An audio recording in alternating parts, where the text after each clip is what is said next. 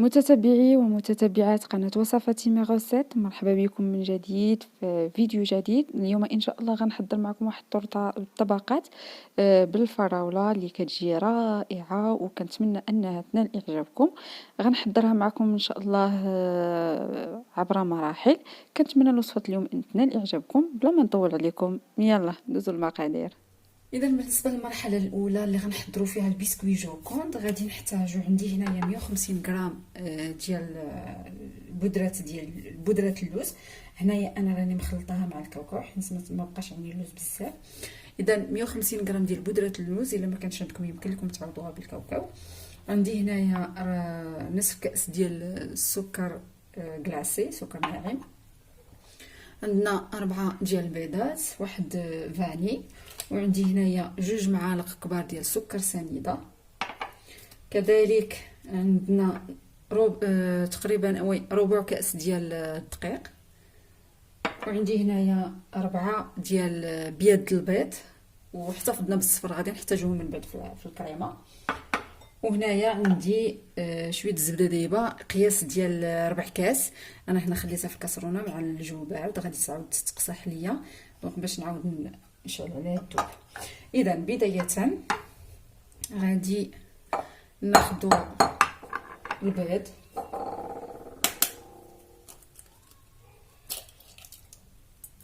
اذا غنوضع 4 البيضات. اذا مع هاد 4 البيضات غادي نوضعوا ديك البودره ديال اللوز. انا هنا راه ديجا غربلتها، وغنزيدوا عليها السكر كلاصي. نجيب الصفايه باش صفيت البودره ديال اللوز باش نصفي فيها نيت داك السكر كلاصي.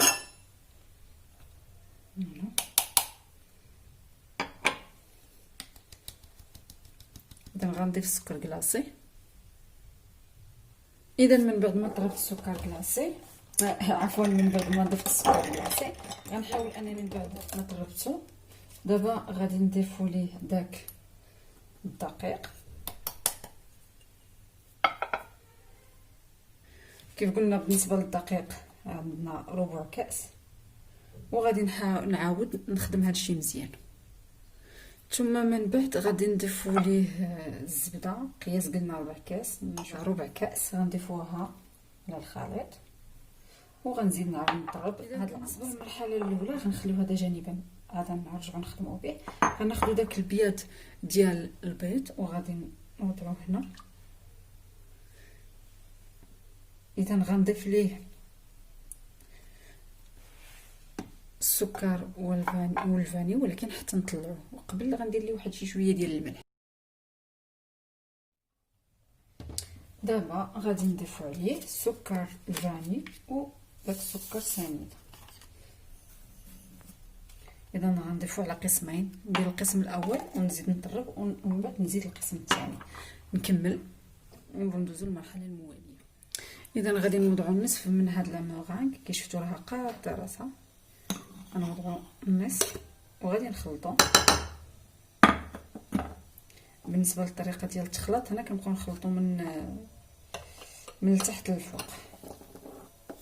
اذا غادي نبقى نخلط هكذا بهذه الطريقه هذه حتى نخلط هاد بيض البيض مع هاد العجينه، هاد العجين، وثم غادي نضيف النصف الاخر المتبقي. اذا نكمل ونرجع. ودابا هي بقى لنا غير نجيبو فاش غنديروها في الفران. اذا من بعد خديت 3 ديال الليمون.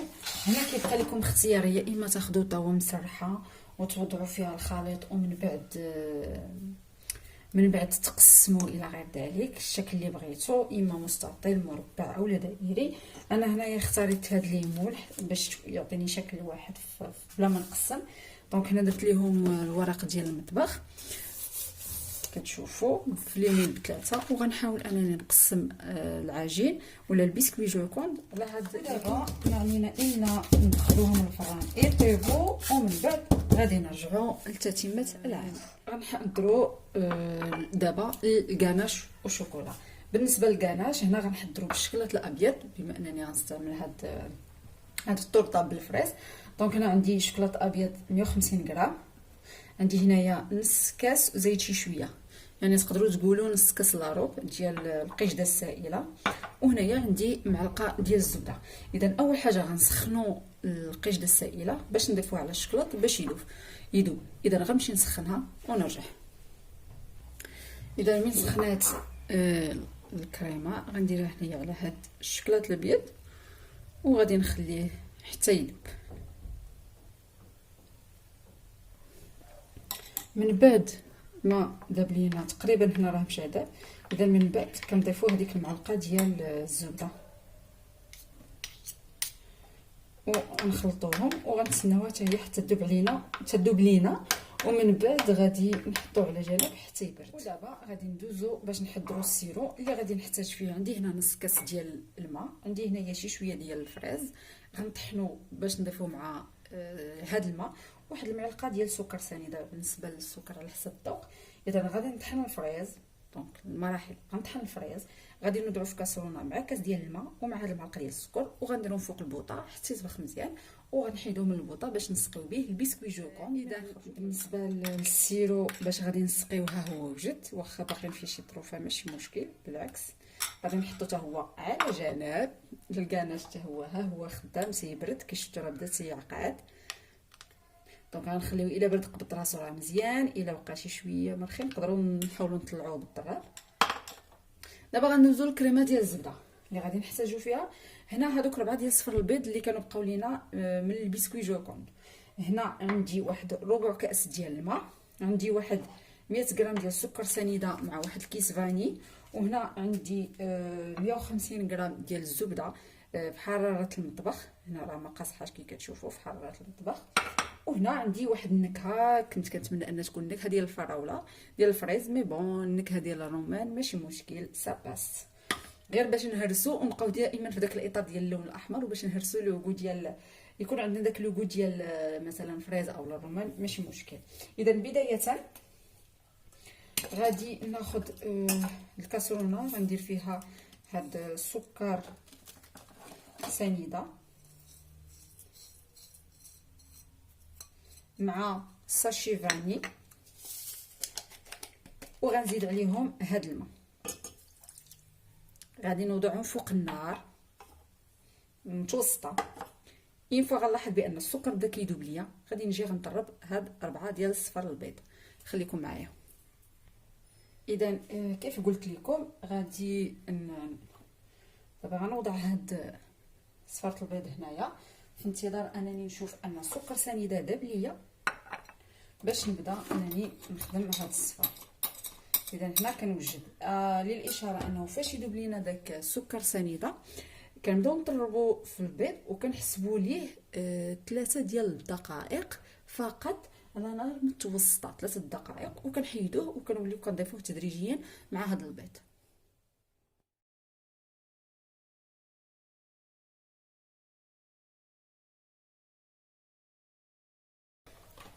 اذا دابا غادي نبقى نضيف في الزبده تدريجيا حتى نحصل على واحد الكريمه.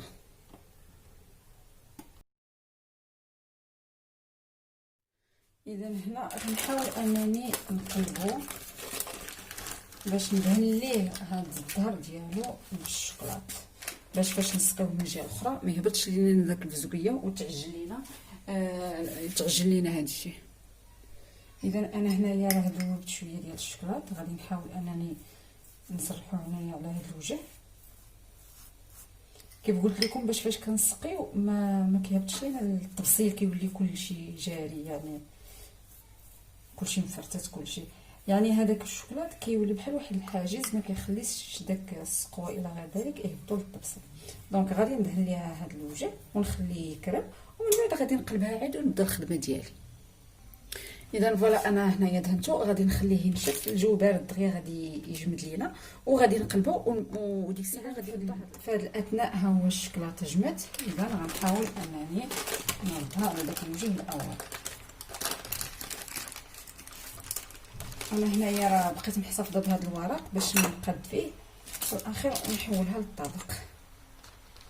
نحاول نوضع المول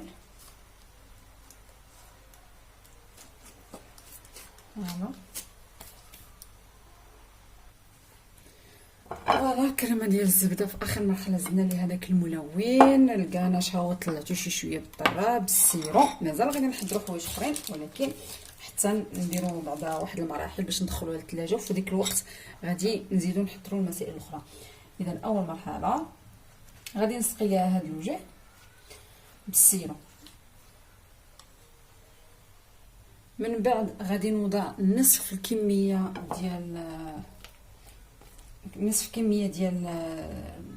ديال كريمه الزبده، وغنحاول انني نسرحها ونرجع لكم. اذا من وضعت الكريمه ديال الزبده هنا وضعت الطبقه الثانيه. دابا غادي نحاول كذلك انني ندهنها بالسيرو، وهاد المره غادي نحطوا الكاناش، نوضعوا الكاناش كامل. اذا غندهنها بالسيرو وندير الكاناش ونرجع لكم.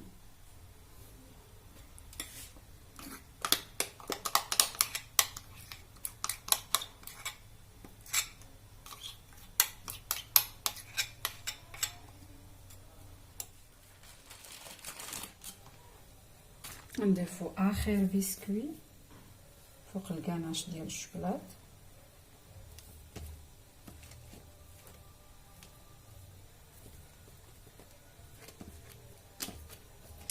وغادي نسقي وغنزيد عليه كريمه الزبده المتبقيه.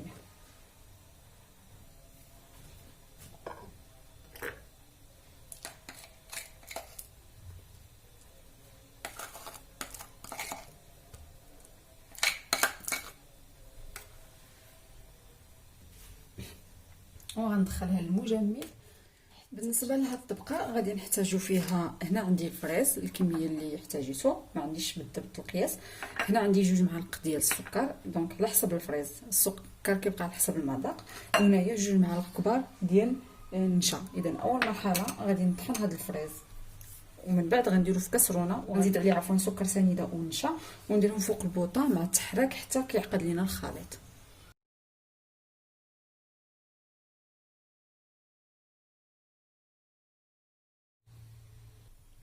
اذا بالنسبه للطبقه الاخيره اللي غنديروها هي واجده ديال الفريز. غنخليوها شي شويه، غير شي شويه تدفى في انتظار ان تجمد لينا مزيان ديك الطبقه ديال الزبده، الكريم ديال الزبده، وباش في نفس الوقت باش ملي نكبو هذه ما تسدوكش لينا ديك الزبده.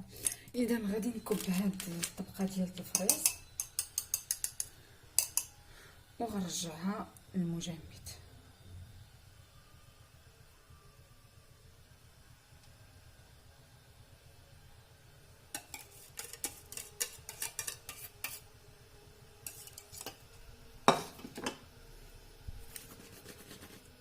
اذا غادي نعاود ندخلها للمجمد. اذا من بعد ما خرجتها من الثلاجه انا وضعتها فقط واحد مده ديال ساعه في المجمد، من بعد هبطتها غير للثلاجه. فاش حسيت بان الطبقه العليا جمدات هبطتها للثلاجه عادي. بالنسبه للتزيين كيبقى اختياري. انا هنا اختاريت نزينها بشويه ديال كريم شونتيي، ندور ليها هكذا وزوقتها بالفريز من الفوق. المهم التزيين كيبقى اختياري. كتكون هذه هي النتيجه ديال لا طارت ديالتنا بالفريز. كنتمنى انها تكون نالت اعجابكم. ما تنسونيش دائما بالدعم ديالكم، بالتشجيعات ديالكم، باشتراك في القناه، بالضغط على زر لايك الى عجبكم الفيديو. وغادي نقول لكم بصحه والراحه، وكنتمنى وصفتكم اليوم تكون نالت اعجابكم.